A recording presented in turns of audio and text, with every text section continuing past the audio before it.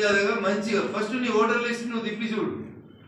తిప్పితే నీకు ఒక రౌండ్ అర్థమవుతుంది వీళ్ళు నిజంగా మన ఊరోళ్ళేనా లేదా నార్సింగోల పేర్లు వచ్చినాయా ఇలా చూడు. అట్లా ఏమైనా మీ వార్డులే కాక పక్క ఊళ్ళో ఎవరైనా ఓట్లు కనబడితే దాని మీద కంప్లైంట్ అర్జెంట్గా రేపు పొద్దున్న చేయాలి. ఎందుకంటే ఎల్లుండే ఫైనల్ ఓటర్ లిస్ట్ వస్తుంది కాబట్టి దయచేసి ఈ కార్యక్రమం చేయాలి. చేస్తారా? పోటీ చేస్తామని ఇంట్రెస్ట్ ఉన్న వాళ్ళందరూ ఇప్పుడు ప్రశ్న పేపర్ ఏంటంటే మీకు 20 పేజీలు ఉన్న మీ ఓటర్ లిస్ట్ కంపల్సరీ ప్రతి పేజీ ప్రతి ఫోటో చూసుకుంటూ పోరు. మీకు ఒకటినే అర్థమవుతుంది ఇలా మనోడేవాడు మందేవాడు అనేది అర్థమవుతుంది. రఫ్గా పెన్సిల్ పెట్టుకొని ఇట్లా అనుకోరు. అవునా? 1200 ఓట్లు ఉంటాయి. బీజేపీ నుంచి ఒకరు, టీఆర్ఎస్కి ఒకరు, కాంగ్రెస్కి ఒకరు, కాంగ్రెస్ టికెట్ రాలేదని రెబలు, టీఆర్ఎస్ టికెట్ రాలేదని ఇంకో రెబలు, మొత్తం కలిపి ఒక 5-6 అయితే పోటీ చేస్తాం కదా వార్డులో. చేద్దామా చేయమా? చేద్దాం. ఎన్ని ఓట్లు రావాలి? 1300 ఓట్లు ఉన్నాయి అనుకో, పోల ఏంటి 950 1000 పోలు అవుతాయి. అవునా? పోటీ చేస్తుంది ఎంతమంది? ఒక 5 లేదా 6 పోటీ చేస్తారు. ఎన్ని ఓట్లు రావాలి మీకు? 300 అయితే మీరు తురుంచి మీ బూత్ ఎన్ని రావాలి? 300 అయితే మీరు కౌన్సిలర్ 300 కూడా తెచ్చుకోరా? ఎంత అలగా అంటే అంత అలగా తెచ్చుకోవచ్చు. 300 ఓట్లు తెచ్చుకుంటే మీరు మీ వాటిలో కౌన్సిలర్. ఫస్ట్ మీరు ఈ 1000-1200 ఓట్లలో ట్రిక్ పెట్టుకుంటా పోండి. ఇట్లా వీడు నా క్లాస్మేటు, వీడు నా క్లాస్మేటు, వీడు మా చుట్టము, వీడు మా పాలోడు, వీడు పక్కింటోడు, వీడు మా బస్తోడు, ఇట్లా ఇట్లా రఫ్గా పెట్టుర్రి. పెడితే నీకు 50 ఓట్లు 100 ఓట్లు వస్తాయి. రావా? ఎన్నో కొన్ని వస్తాయి అనుకో. సరే నా చోటు చెడ్డోడు ఎవడంటే 10 ఓట్లే వచ్చినాయి అనుకో. 10 మంది నా వాళ్ళు, నాకు చాలు 10 మంది. స్వామి వివేకానంద 10 మందిని ఇస్తే భారతదేశాన్ని మారుస్తాడు. నాకు 10 మందిని ఇస్తే నేను మెదక్ పార్లమెంట్లో గెలిచి వచ్చాను. మీరు కూడా 10 మందిని పెట్టుకొని వెళ్ళరు సార్. ఎవ్వరు రాలేదనుకోన్నా నీ గల్లీలా. పెళ్ళి అయితే మీ ఆవిడని తెచ్చుకో, పెళ్లి కాకపోతే మీ అమ్మ నాన్నని తీసుకో. నువ్వు ఒక్కరిని తిరుగు. కరెక్ట్ 300 మంది దగ్గరికి పోవాలి. 300 మంది అంటే ఎంతలుగా ఉన్నాయి చూడు. వెనకాల ఉన్న వాళ్ళు మాట్లాడొద్దే, 5 నిమిషాలు అయిపోతుంది. 300 మంది అంటే అన్న మీ ఇంట్లో ఎన్ని ఓట్లు ఉన్నాయి? 4 ఓట్లు ఉన్నాయి. అక్క మీ ఇంట్లో 4, 5, 8, 4, 4, 2, 4, 2, 7, 2, 4. యావరేజ్ 4 ఓట్లు ఉంటాయి. కుటుంబం అంటే జనరల్ గా 4 ఓట్లు యావరేజ్ గా దొరుకుతాయి మనకి. అవునా? ఇది మా ఇంట్లో 4 ఓట్లు ఉన్నాయి. మీ ఇల్లు ఇది అనుకోరు. ఈ పక్కన ఒక 5-6 ఇళ్ళు మిమ్మల్ని గుర్తుపడతారా? మీరు గుర్తుపడతారా? వాళ్ళని పట్టరా? ఈ 5-6 కూడా గుర్తుపడకపోతే మనం పోటీ చేసిన అవసరం. ఓకేనా? ఇటు పక్క 5-6 ఇళ్ళు ఉంటాయా? ఉన్నాయా? ఇంత అమాయకులు ఇటు ఒక 5-6 ఇళ్ళు నిన్ను గుర్తుపట్టే, ఇటు ఒక 5-6 ఇళ్ళు గుర్తుపట్టాయా? పడతాయా? 5 ఇళ్ళలో 5 నాళ్ళు 20 ఓట్లు అయినాయి. ఇటు 5 నాళ్ళు 20 ఓట్లు అయినాయి. మా ఇంట్లో 4 ఓట్లు అయినాయి. ఎన్ని 44 ఓట్లు అయినాయి. ఇంకా నీకు ఎన్ని తక్కువ ఉన్నాయి? 250, 255 తక్కువ ఉన్నాయి. ఇంటికి 4 ఓట్లు లెక్క పెట్టుర్రి. ఎన్ని ఇళ్ళు కావాలి మీకు? 60 ఇళ్ళు అయితే 6 నాళ్ళు 24, 240 ఓట్లు అయితే. అవునా? ఈ 10 ఇళ్ళు వదిలేస్తే ఇంకా నీకు టార్గెట్ ఎంత? 60 ఇళ్ళు అనుకో. 50 ఎందుకు తమ్మి? 60 అనుకో. 60 ఇళ్ళు పోవాలి. 60 ఇళ్ళని కన్విన్స్ చేయలేరా? చేయలేరు కదా. అంత కష్టం. 60 మందిని ఒప్పించాలంటే 60 ఇళ్ళని ఒప్పించాలంటే చాలా కష్టం కదా. రామాయపేటకి హైదరాబాద్ దాకా నడిచినంత కష్టం అది. అవునా? ఏం చేయాల్సిన అవసరం లేదు. ఫస్ట్ మనోళ్ళు ఎవరు, మంది ఎవరు? మనోళ్ళు 28 రాష్ట్రాలు. ఎన్ని రాష్ట్రాలలో ఉంది కాంగ్రెస్? 3 రాష్ట్రాలలో ఉంది. దక్షిణ భారతదేశంలో 2, ఉత్తర భారతదేశంలో 1. సరే ఢిల్లీ బోత్ దూరం అనుకుంటే గల్లీ గురించే చెప్పు. 1 తెలంగాణ, 2 కర్ణాటక. కర్ణాటకలో ఎప్పుడు ఎన్నికలు వస్తే అప్పుడు కొడదాం. చెరువు మీద వేసి కొట్టినట్టు కొడదామని చూస్తున్నారు కర్ణాటక ప్రజలు. కథం కాంగ్రెస్. అవునా? తెలంగాణలో గౌరవనీయులు రేవంత్ రెడ్డి గారు ఒకవేళ 5 ఏళ్ళు ఇట్లా ముఖ్యమంత్రి ఉంటే ఇక మళ్ళా 20 ఏళ్ళు ఎవడన్నా చెయ్యి గుర్తు కొట్టేస్తే వాడిని వాడే చెప్తాను కొట్టుకోవాలి. అంత మంచిగా ఇది కూడా చెప్పడం రాదా మీకు? 6 హామీలు అన్నాడు. ఇందిరా ఇల్లు వచ్చింది అక్క నీకు? ఇల్లు కట్టిరా రామాయపేటలో? ఒక 10 మందికో 20 మందికో ఇచ్చి ఉంటారు. పునాది రికార్డు ఉంటుంది. 2 ఏళ్ళు అయింది. ఎన్ని ఏళ్ళు అయింది? 2 ఏళ్ళు అయింది. వాళ్ళు ఎవరో ఫుట్బాల్ ఆడేటోడు వస్తాడంటే ముఖ్యమంత్రి ప్రాక్టీస్ చేసుకున్నందుకు 5 రోజులలో 5 కోట్లు ఖర్చు పెట్టి తాత మనమడి ఇద్దరు ఫుట్బాల్ ఆడుకునేందుకు స్టేడియం తయారు చేసుకోవాల్సి వచ్చింది. వాళ్ళకి 5 కోట్లు ఖర్చు పెట్టి 5 రోజులలో స్టేడియం సార్ క్రికెట్ ఆడేందుకు ఫోటోలకు పోజులు ఇచ్చేందుకు తయారు చేసి ఎంతనా ఇందిరా మిల్లు కాస్ట్ 5 లక్షలు అయితే కట్టవన్న 4 రోజులలో ఇల్లు ఎంతమందికి ఇచ్చిర్రన్న ఇన్స్టాల్మెంట్ పునాది ఇన్స్టాల్మెంట్ గ్రామ పంచాయతీ ఎలక్షన్ల కోసం, గోడలు వేసే ఇన్స్టాల్మెంట్ మున్సిపాలిటీ ఎలక్షన్ల కోసం, ఆ తర్వాత ఇంకొక ₹1,00,000 స్లాబ్కి ఇచ్చేది ఎంపీడీసీ జడ్పీడీసీ ఎలక్షన్ల కోసం. సార్ మోషేకి బెల్లం పెట్టిండు, వెనకాల ఉన్నాను కనబడుతుందరే మోషేకి బెల్లం ఉన్నది కదా అని. ఇది నా ఇటు అందుతలేదు, మోసైనా అటు అందుతలేదు. కానీ ఒక ఆశల లోకంలో బతికేందుకైతే కొంచెం ఉపయోగపడుతుంది. కాంగ్రెస్ గతమైందని చెప్పడానికి నేను కాదు చెప్పాల్సింది, కాంగ్రెస్ మంత్రులే చెప్తున్నారు. ఆయన ఎన్ఎం శ్రీనివాసరెడ్డి అని మహబూబ్ నగర్లో ఒక ఎమ్మెల్యే ఉన్నాడు, ఇట్లయితే నడవదు అని చెప్పిండు. కోమటిరెడ్డి రాజగోపాల్ రెడ్డి అని ఇంకొక ఆయన ఉంటాడు, ఆయన అయితే ఏం మాట్లాడుతుండో మీరే వింటున్నారు. సంసారం గతి లేకపోతే చేయొచ్చు, గతి లేకపోతే చేయరాదు. కాంగ్రెస్ పార్టీ రేవంత్ రెడ్డి గారి పాలనలో శుద్ధి ఉందా అన్న? ఉందా? ముఖ్యమంత్రిని టీఆర్ఎస్ వాళ్ళు అసెంబ్లీలో తిడుతుంటే వెనకాల ఎమ్మెల్యేలు నవ్వుతుంటారు. అరే తిడుతుంది మీ ముఖ్యమంత్రి, మన ముఖ్యమంత్రి, రాష్ట్రానికి ముఖ్యమంత్రి, బట్ మీ పార్టీ ముఖ్యమంత్రి. ఓ కృష్ణా జలాలు అని అసెంబ్లీ పెట్టిరు మొన్న. మీరు చూసి రోజులే కానీ నేను చూసిన పగటిలు 2:30 ముఖ్యమంత్రి వచ్చి మాట్లాడుతానికి మొదలుపెట్టి వెనకాల తిరిగి చూసిండు. ఈ వెనకాల ఉన్నంత మంది కూడా లేరాడు అసెంబ్లీలో, 20 మంది ఎమ్మెల్యేలు లేరు ఉంటున్న అసెంబ్లీలో. ఇగో ఇది వాళ్ళ ముఖ్యమంత్రి మీద వాళ్ళకున్న విశ్వాసం అన్న. ఇది నేను ఏదో కోపం కొంత చెప్తలేను. 3 రోజుల కింద అసెంబ్లీలో బయటకు వచ్చి అందరికి ఫోన్ చేసి రాని రబాయ్ అని పిలుస్తున్నారు ఎమ్మెల్యేలు. కనబడతలేరు అసెంబ్లీలో ఎమ్మెల్యేలు, కనబడరా? మరి ఇంత మంచి పార్టీలతోటి మనం పోటీ పడతాం. ఇక మన గురించి కూడా చెప్పుకోవాలి కదా, పెళ్లి కొడుకు మంచోడు అని చెప్పాలి కదా. తాగడు, తినడు, పానేసుకోడు, ఏం మంచి అలవాటు లేవు చెప్పాలి కదా. చెప్తే శివుడు దిక్కు ఓడు చెప్పాలి కదా. మందు తాగడు, అమ్మాయిని మంచిగా చూసుకుంటాడు, అవునా? చెప్పురు. ఇక మన నాయకుడు ఎవరు? ఎవరే? ఎంతలో డౌట్ ఉన్నట్టు గెలుస్తాం. మా ఎమ్మెల్యే సార్ మస్తు పైసలు ఉన్నాడు, మనం ఎట్లా గెలుస్తామంటే ఇక కథం. ఇక నువ్వు నెగటివ్ తోటి అడుగు మొదలు పెట్టినావంటే నువ్వు పొరపాటున కూడా గెలిచిపోలేదు. ఎప్పుడు కూడా పాజిటివ్ దుఃఖమే ఉండాలి. ఎదురు ముందు వాళ్ళు ఎట్లున్నారనేది మనకు సంబంధం లేదు. నీ మీద నీకు విశ్వాసం ఉండాలి, నీ పనితీరు మీద నీకు విశ్వాసం ఉండాలి. స్వామి వివేకానంద గారు చెప్పినటువంటి 2 అక్షరాలు మనం గుర్తు చేసుకోవాలి. స్వామి వివేకానంద గారు చెప్పిన 2 మాటల్ని గుర్తు చేసుకోవాలి. ఇనుప కండలు, ఉక్కు నరాలు కలిగినటువంటి ఒక 10 మంది యువకులను నాకు ఇస్తే ఈ దేశ చరిత్రను తిరగరాస్తా అన్నారు స్వామి వివేకానంద గారు.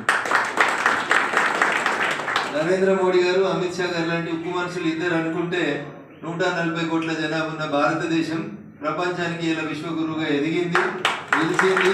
భవిష్యత్తులో కూడా ప్రపంచానికి మార్గదర్శనం చేసేంత స్థాయికి గౌరవంగా ఎదిగింది భారతదేశం.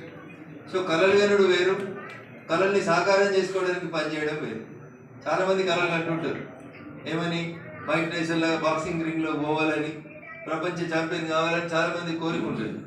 చాలా మందికి పివి సింధు లాగా షటిల్ ఆడాలని ఉంటుంది, చాలా మందికి సైనా నెహ్వాల్ లాగా ఛాంపియన్ కావాలని ఉంటుంది, చాలా మందికి రేవంత్ రెడ్డి లాగా తొందరగా ముఖ్యమంత్రి కావాలని ఉంటుంది. కళలు కనుడు చాలా మంది అంటారు.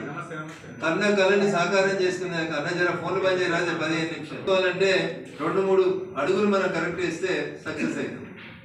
నాకంటే బాగా మాట్లాడేటోళ్ళు, నాకంటే ఎక్కువ మాట్లాడి నాకంటే ఎక్కువ పని చేసేటోళ్ళు చాలా మంది వేదికకు ముందున్నారు. ఈ వెనకాల వరుసలు ఉన్న వాళ్ళని లాస్ట్ మీటింగ్లో ఎప్పుడు మనం స్టేజ్ మీదకి పిలిచినామా? రేపు మీరు కూడా అటుకెళ్ళి ఇంటికి వస్తారు చాలా మంది. ఎందుకు వస్తారంటే మీరు మేము కౌన్సిలర్ అవుతాం, మేము మున్సిపల్ చైర్మన్ అవుతాం అనేటువంటి విశ్వాసం మీ లోపల ఉంటే ఇంకో 12 కుర్చీలు యాడ్ చేసుకోవాల్సి వస్తుంది. ఎందుకు 12 కుర్చీలు అంటున్నా అంటే రామాయపేటలో ఉన్నటువంటి కౌన్సిలర్ అవకాశం మనం 12 మందికే ఉన్నాం. 12 కంటే ఎక్కువ గెలిపేయలేం కాబట్టి 12 మంది 100% మేమే గెలుస్తాం. రామాయపేట మాది. ఎదురుగా వచ్చిన వాళ్ళు 100 కిలోలున్నా 100 కోట్లున్నా నా మీద పోటీ చేసినోడు ఎన్ని కోట్లు ఖర్చు పెట్టినా ఎవరు గెలుస్తారు? నేను. మనం అన్నది మనం అంటే మంది మీద ఆధారపడాలి, నీ మీద నువ్వే ఆధారపడాలి. ఎవరు ఎవరు గెలుస్తారు? నేనే గెలుస్తా. నా వార్డులో నేనే, నా వార్డుకి నేనే హీరోని, నా వార్డుకి నేనే రాజుని. నేను పక్క వాడికి పోతే ఏమవుతారనే తర్వాత ఒక ఊరు రాజు ఇంకో ఊరికి మస్కూరు లాంటి అంటాడు. సర్పంచ్ ప్రవీణ్ సర్పంచ్ అయితే ప్రవీణ్ ఆవులూరికే సర్పంచ్, రమేష్ సర్పంచ్ అయితే రమేష్ ఊరికే సర్పంచ్, సీనియర్ సర్పంచ్ అయితే వాళ్ళ ఊరికి ఆయనే రాజు. ఆ పొలిమేర దాటిన తర్వాత పక్క సర్పంచ్ ముంగట మనం ఏంటనేది మనం చెప్పుకోవడానికి పనికిరానటువంటి అంశం. అందుకని మీరు గెలవాల్సింది ఏంది? వార్డు గెలవాలి. ఎన్ని ఉన్నాయి? 8 లక్షల ఓట్లు ఉన్నాయి మీ వార్డులో?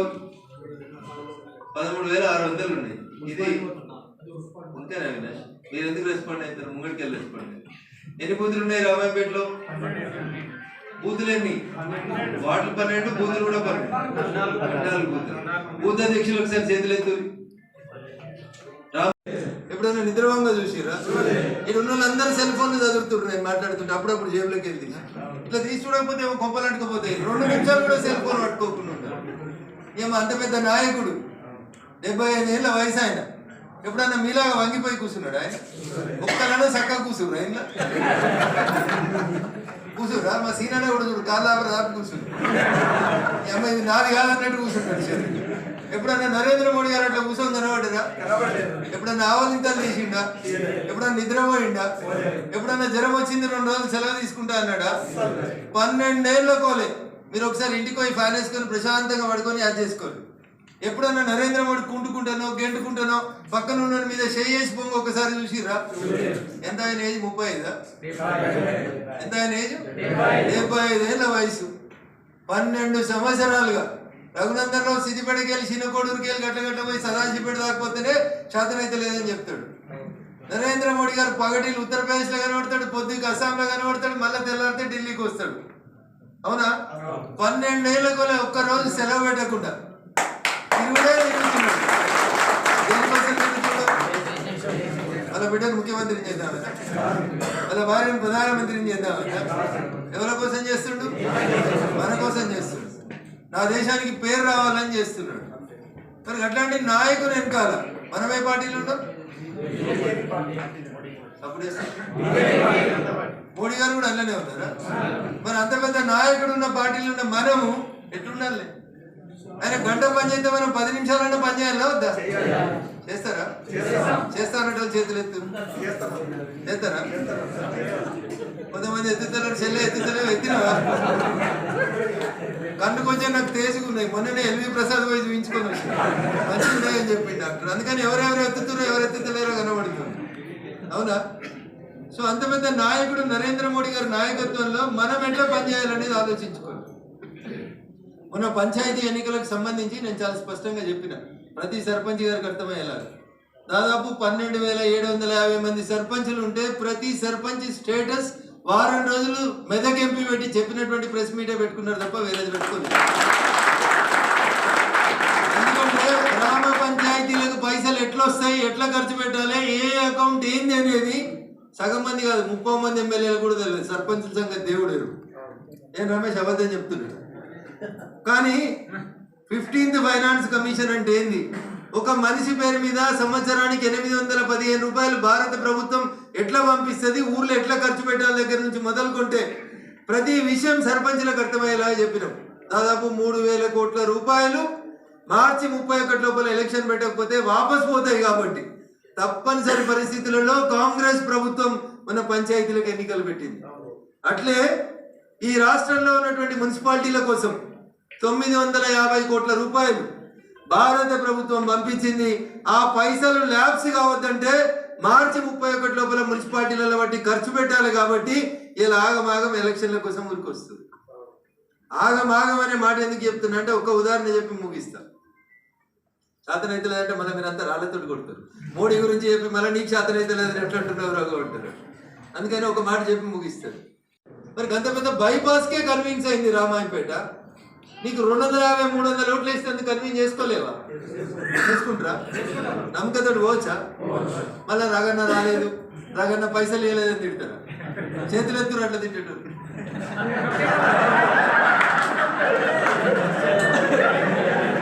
వెనకాల ఎవరైనా ఎత్తి రాదు. అందుకని ఒకటి ఇలా సాయంత్రం ఏం పని చేయాలంటే ఓటర్ లిస్టు తెచ్చుకొని చూడాలి. 2 రిజర్వేషన్ అనుకూలిస్తే నేనే కౌన్సిలర్ అని ఫిక్స్ కావాలి. ఎవరు ఎన్ని ఇబ్బందులు పెట్టినా, ఎవరెన్ని నెగటివ్ మాటలు మాట్లాడినా, మన గురించి మంచి మాట్లాడినా చెడు మాట్లాడినా అవి మనకు సంబంధం లేని అంశాలు. చివరికి ఒక సూచన, పోటీ చేయాలనుకునేటోళ్ళు కొంచెం సెల్ ఫోన్లో మాటలు జాగ్రత్తగా మాట్లాడాలి. దయచేసి అందరి సెల్ ఫోన్లలో రికార్డింగ్ ఉంటుంది. నువ్వు పొరపాటున 2 అక్షరాలు తప్పుగా మాట్లాడినావు అనుకో, వాడు పొద్దుగల ఈ పక్క తీసి కట్ చేసి దాన్ని సోషల్ మీడియాలో పెడుతూనే ఉంటాడు. ఇక అరే వీడు కౌన్సిలర్ కాకముందే ఇట్లా తిడుతున్నాడు, పొద్దుగానే మంచిగా వేసినట్టున్నాడు మన వాళ్ళు అనుకుంటారు. అవునా? ఎవరన్నా ఫోన్ చేసి ఏదన్నా చర్చ పక్కకు తీసుకుపోతున్నారని అనిపిస్తే హలో హలో హలో అని కట్ చేయండి. అంటే దాని అర్థం సిగ్నల్ లేదని అలా వాడు మళ్ళీ ఫోన్ చేస్తాడు, అన్న సిగ్నల్ లేదా నేను ఇంటికి వస్తా 5 నిమిషాలని అని చెప్పి ఫోన్ పెట్టేసి వాడు ఏదో 2 తిట్టిండని నువ్వు 4 తిట్టినావు అనుకో, ఏమవుతుంది? మొదలడుగలకల్లా నీ కొంప కొల్లేరైపోతుంది. అందుకని సెల్ ఫోన్ వాడేటప్పుడు జాగ్రత్తగా వాడరు. సాయంత్రం పూట మాట్లాడేటప్పుడు ఫోన్లలో భద్రంగా మాట్లాడు. ఇంతే ఉంటుంది కదా, నీ ఊరు ఎంత ఉంటుంది? గంట సేపట్లో అందరి ఇళ్ళకి పోయి రావచ్చు కదా. ఎవరన్నా మీ మీదకి యాష్టపడుతుంటే అన్న కోపానికి రాకే, ఈడున్న 10 నిమిషాలు వస్తా, బస్ స్టాండ్ కాడ ఉన్నా, ఉడిపి హోటల్ కాడ ఉన్నా, లేదా పోలీస్ స్టేషన్ కాడ ఉన్నా అని చెప్పి తప్పించుకొని హలో హలో హలో అని సిగ్నల్ లేదన్నా మళ్ళీ మాట్లాడతాను కట్ చేయరు. మంచిగా వస్తే కూడా కట్ చేయరు. ఓకేనా? ఎందుకంటే ఎదురుకున్న వాళ్ళు ఆవేశంగా ఏదంటే మనకు కూడా కోపం వస్తుంది. ఎందుకంటే ఉప్పు కారం తింటున్నాం కదా, తింటలేమా? అందుకని వాళ్ళు ఒకటని మనం 2 అని ఇది పొద్దుగాల వాట్సాప్ గ్రూప్లలో చర్చకి దారి తీస్తే నువ్వు 5 ఏళ్ళు కష్టపడి కౌన్సిలర్ కావాలన్న నీ కష్టం 1 నిమిషంలో బూడిదలో వచ్చినట్టు అవుతుంది. అవునా? అందుకని దయచేసి జాగ్రత్తగా చేయండి. టికెట్ ఏదో మా టౌన్ ప్రెసిడెంట్ తోటి మంచిగుంటే టికెట్ వస్తుంది, రాదు. జిల్లా అధ్యక్షుని తోటి మంచిగుంటే వస్తుంది, రాదు. ఇంకో జిల్లా ఇన్ఛార్జి గారు వచ్చింది, రేపు మళ్ళీ మున్సిపాలిటీకి ఒక ఇన్ఛార్జ్ వస్తారు. ఆల్రెడీ భారతీయ జనతా పార్టీ సర్వేలు స్టార్ట్ చేసింది, ఏ వార్డులో ఎవరు గెలుస్తారనేటువంటి చర్చ చేస్తూ ఉన్నాం. అందుకని నేను మళ్ళీ చెప్తున్నాను, మీ మంచితనంతో మీ ఇంటికే బీఫామ్ వస్తుంది, మీరే గెలవాలి. కాబట్టి గ్రూపులు కట్టకూరి, పంచాయతీలు పెట్టకూరి. ఈసారి ఎవరికి రాతుంటే వాళ్ళు వచ్చేస్తారు. మొన్నటిదాకా నిజాంపేట సర్పంచ్ ఉన్నాయని అనుకున్నాడు, మస్తు సంపాదించిన నీ అమ్మ ఎన్నైనా వారేసి మళ్ళీ గెలుస్తా అనుకున్నాడు. గెలిచిండా? కొత్త సర్పంచ్ వచ్చిండా? రాలేదు. అట్లా అందుకనే నీ నొస్ట రాసి ఉంది అనుకో, శివుడు ఆజ్ఞ ఉంటే ఆజ్ఞ లేకపోతే ఉంటుంది, ఆజ్ఞ ఉంటే ఉంటుంది. ఓకేనా? అందుకని ధైర్యంగా ముందుకు పోవాలని మీ అందరినీ కూడా సవినయంగా వేడుకుంటూ, చాలా సమయం 4కి మొదలు పెట్టాల్సిన మీటింగ్ ఆలస్యంగా మొదలు పెట్టినందుకు, వేదిక మీద అనేక మంది గౌరవ పెద్దల్ని మాట్లాడించలేకపోయినందుకు మరణించాల్సిందిగా వారిని అందరినీ కూడా విజ్ఞప్తి చేస్తూ, ఇంత ఓపికగా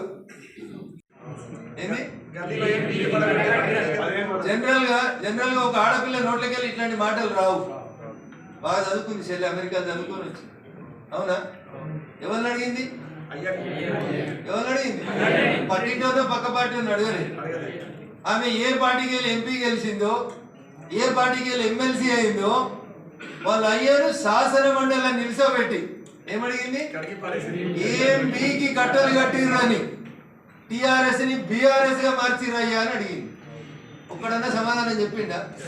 పొట్టోడు చెప్పలే, పొడుగోడు చెప్పలే, 10 ఏళ్ళు ముఖ్యమంత్రి చేసినోడు చెప్పలే. అన్ని మూసుకొని పడుకున్నారు. ఎందుకు? దొంగకు తేలు కుట్టింది కాబట్టి.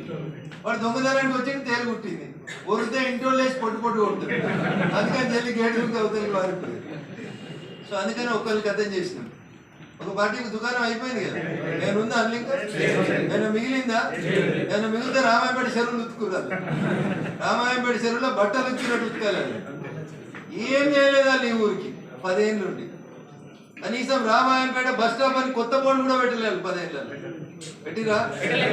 మరి కౌన్సిలర్ అయితేంది, చైర్మన్ అయితేంది, గ్రంథాలయ చైర్మన్ అయితేంది, ఎమ్మెల్యే అయితేంది, డిప్యూటీ స్పీకర్ అయితేంది, ఇంకేమైనా 5 అంతస్తులు ఉంటే మనకేంటది?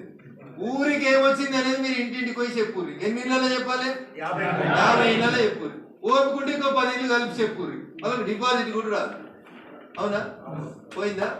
ఇక మిగిలిన వాళ్ళు ఇంకొకటే పార్టీ మిగిలింది. వాళ్ళకి మనకి ఈ నుంచి అందాకుంటుంది, కాశ్మీర్ నుంచి కన్యాకుమారి దాకా. మనం కొట్లాడేది ఎవరితోటి?